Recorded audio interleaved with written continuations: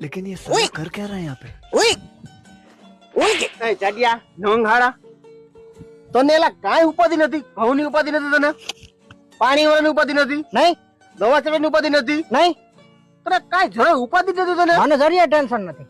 આ મને કેવો ભાગ્યો મળી ગયો, કાંઈ ખબર પડે કે તને કઈ ટેન્શન છે જ નહીં, તું અહીં હું ટ્રેક્ટરમાં બેહે. મને કાંઈ ટેન્શન નથી ખેતરનું. એનું કારણ હું? એનું કારણ એક જ ગાંડા કે મેં એમાં એવું ખાતર નાખ્યું હે ને કે જેને નાખ્યા પછી ખેડૂતને ચિંતા કરવાની કઈ જરૂર નથી. બિંદાસ થઈને હુઈ જાય ને ખાટલામાં તોય હાલે. એવું વળી કયું ખાતર હે તારું? તને નથી ખબર? એ તો ડોપા તને પૂછું હું. કે તું ગુજરાતમાં નથી રહેતો? ગુજરાતમાં જ રહું ને. અરે ગુજરાતમાં ગાંડા એનું નામ છે કૃષિવીર ખાતર, કૃષિવીર ઓર્ગેનિક ખાતર હા, અને કૃષિવીર પ્લસ.